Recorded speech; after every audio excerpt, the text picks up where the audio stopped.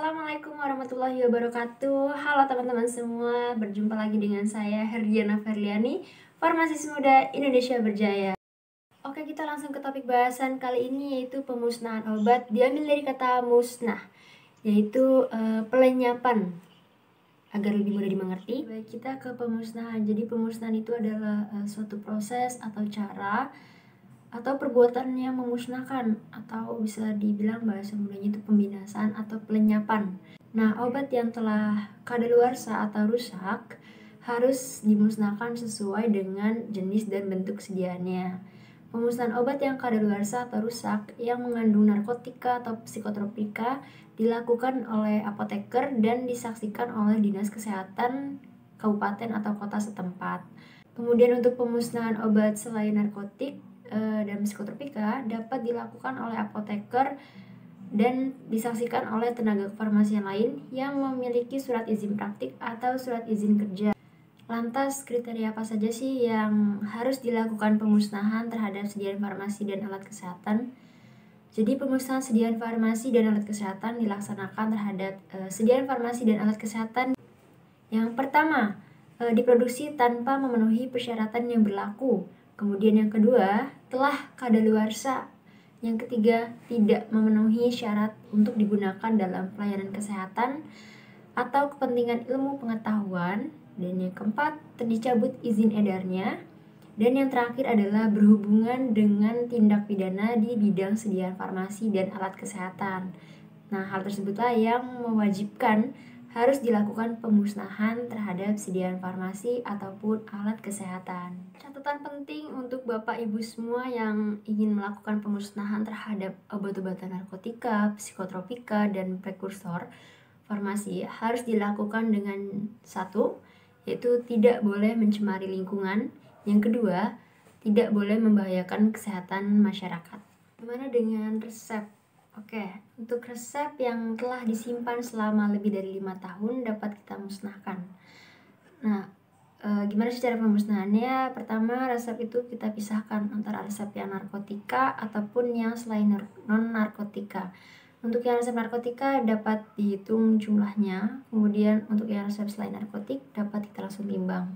Untuk pemusnahan resep dapat dilakukan dengan dihancurkan atau dileburkan, atau dapat juga dibakar menggunakan insenator dalam suhu 1200 derajat Celcius. Nah, kira-kira bagaimana sih prosedur dalam pemusnahan sediaan farmasi dan perbekalan kesehatan? Untuk prosedur dapat dilakukan yang pertama, melaksanakan inventarisasi terhadap sediaan farmasi dan perbekalan kesehatan yang akan dimusnahkan.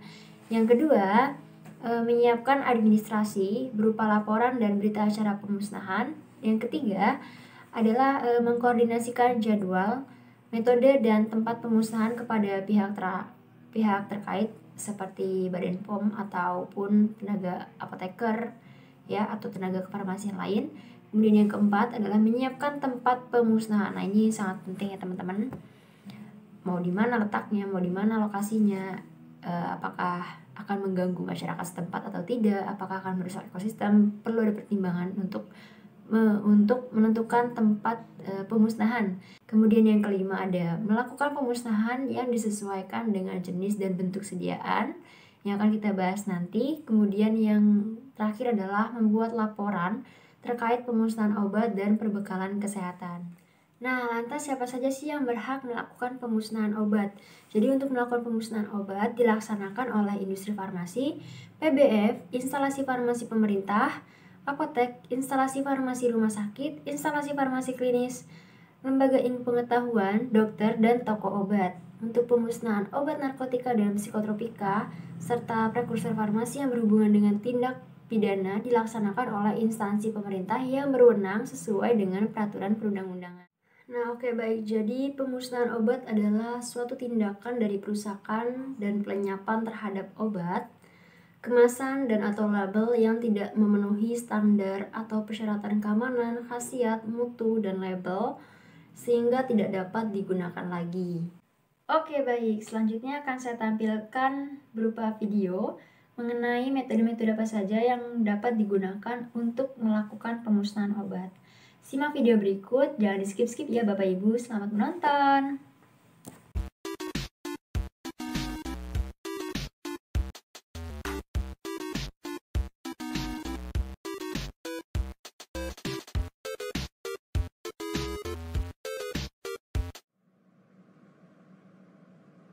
Oke teman-teman, Bapak Ibu sekalian, jika tadi sudah dipaparkan mengenai definisi dari pemusnahan obat, maka kali ini saya ingin berbagi informasi tentang metode apa saja digunakan dalam melakukan pemusnahan obat.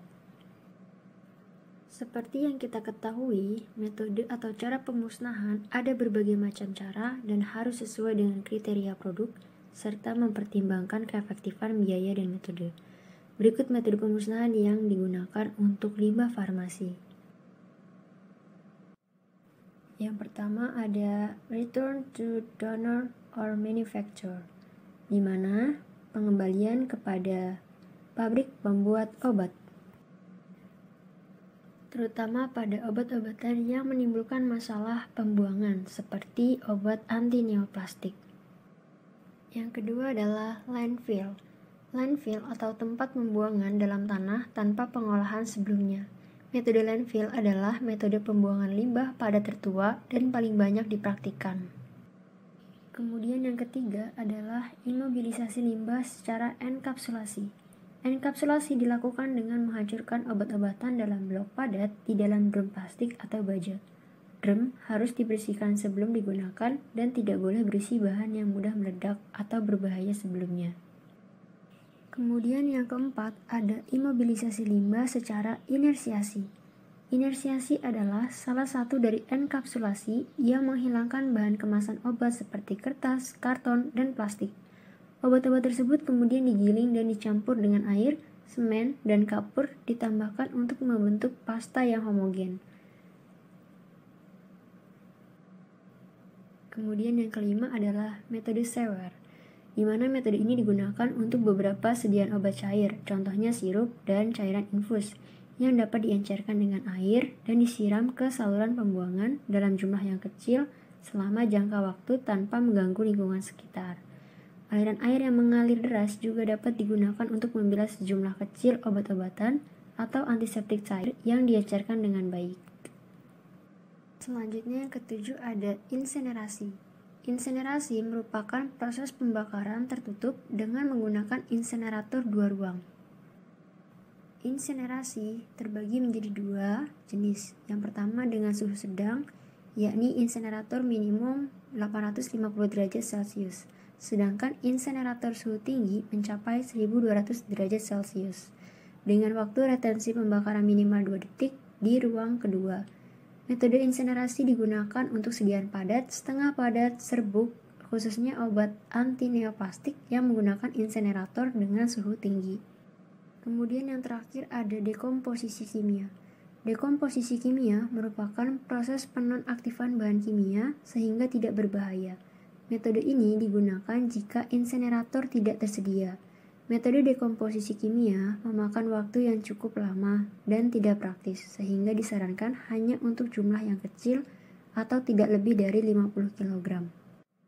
Pada dasarnya, pemusnahan dilaksanakan oleh industri farmasi, PBF, instalasi farmasi pemerintah, apotek, instalasi farmasi rumah sakit, instalasi farmasi klinik, lembaga ilmu pengetahuan, dokter, atau toko obat. Sementara untuk pemusnahan golongan narkotika, psikotropika, dan prekursor farmasi yang berhubungan dengan tindak pidana dilaksanakan oleh instansi pemerintah yang berwenang sesuai dengan ketentuan peraturan perundang-undangan. Namun, Bapak Ibu jangan khawatir, kita juga bisa melakukan pemusnahan obat secara mandiri untuk obat-obat yang telah kadaluarsa. Berikut adalah tips pemusnahan obat di rumah. Obat yang sudah kadaluarsa beserta kemasannya harus dimusnahkan dengan benar, yaitu dengan merusak terlebih dahulu obat dan kemasannya sebelum dibuang atau ditimbun. Pada obat padat meliputi bentuk seperti tablet, kapsul, serbuk, dan lain sebagainya, langkah pertama yaitu keluarkan obat dari kemasan. Langkah kedua, hancurkan obat terlebih dahulu. Untuk sediaan kapsul, keluarkan isi kapsul dari cangkangnya, lalu larutkan dengan air. Kemudian gunting atau rusak cangkang kapsul. Bungkus limbah obat secara terpisah, lalu buang bersama sampah rumah tangga lainnya. Untuk bentuk sediaan tablet, dihancurkan terlebih dahulu, lalu timbun dengan tanah. Untuk bentuk seperti serbuk, langsung ditimbun dengan tanah. Kemudian yang ketiga adalah rusak atau gunting kemasan obat, meliputi dus, strip, ataupun blister. Kemudian buang ke tempat sampah. Kemudian untuk bentuk obat semi padat meliputi salep, krim, ataupun gel. Pertama, keluarkan isi obat dari kemasan dan timbun dengan tanah. Kemudian, hancurkan kemasan obat. Untuk bentuk tub digunting, untuk bentuk pot dihancurkan. Kemasan sekunder seperti box atau dus dapat dirusak dengan cara digunting ataupun dirusak, lalu buang ke tempat sampah. Kemudian untuk obat cair meliputi sirup, suspensi, emulsi, atau eliksir. Langkah pertama, keluarkan cairan obat lalu encerkan dengan air. Setelah itu, buang ke dalam saluran air yang mengalir atau melalui wastafel di bawah aliran keran. Kemudian yang kedua, rusak atau robek label kemasan pada botol. Yang ketiga, rusak atau pecahkan botol kemasan obat agar tidak dapat digunakan kembali. Yang keempat, rusak atau gunting dus kemasan obat lalu buang ke tempat sampah. Nah, itu dia tips melakukan pemusnahan obat yang sudah kadaluarsa di rumah. Bapak Ibu bisa melakukan pemusnahan secara mandiri untuk obat-obatan yang sudah kadaluarsa di rumah. Semoga informasi yang sudah disampaikan dapat bermanfaat. Terima kasih telah menyaksikan.